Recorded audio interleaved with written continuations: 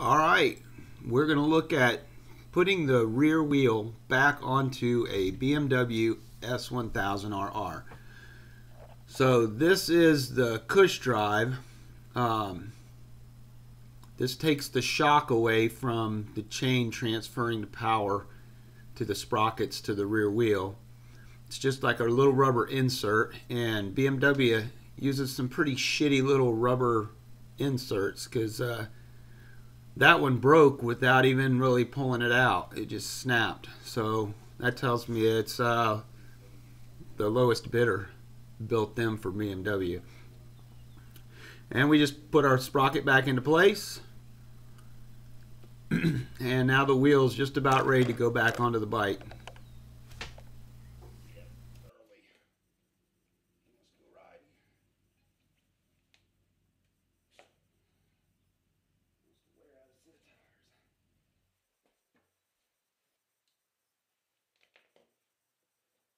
So we're going to apply some light grease to the seals.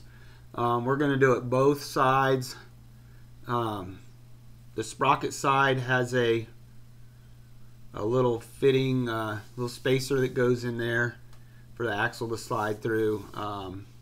So I always put grease on the seals, help protect the seals and make them last longer. And now I found this stuff called Freol, and it's pretty good stuff. It is better cleaner than WD-40, and it doesn't leave any oily residue when you're done. It doesn't leave any residue at all. It just dries dry. So I spray that on the axle, and then I take a light coat of grease and I wipe the entire axle down with the light coat of grease. That way the axle is a lot easier to pull out next time I do the job.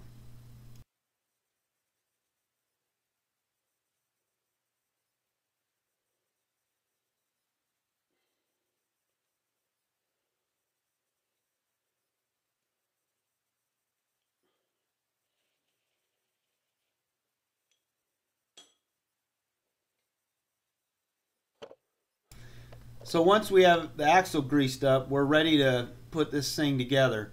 So that little slide inside the swing arm is what our caliper is going to rest on. So we're going to lift the wheel up, and then we're going to line up the caliper with both the brake disc and that little slide on the inside of the swing arm. You kind of have to be ambidextrous to get this to all work out properly for you, because as you see, the little spacer inside the wheel is fighting me along with the brake rotor and the slide. So once we have that all lined up on the right side, then we come over and we put our chain on and get it all lined up. And once the chain's on in place, then we're going to slide our axle with the grease through the wheel.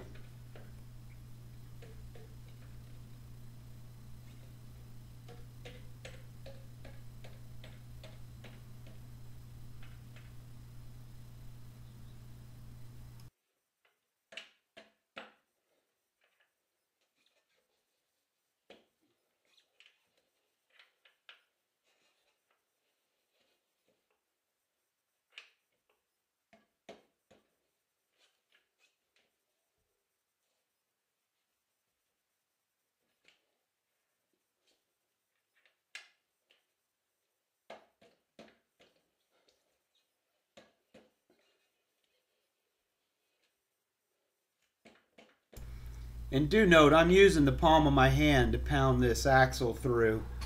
Don't go get a hammer. Whatever you do, do not beat on your freaking axle with the hammer. So now on the left side, we're going to put our spacer in, pull everything back.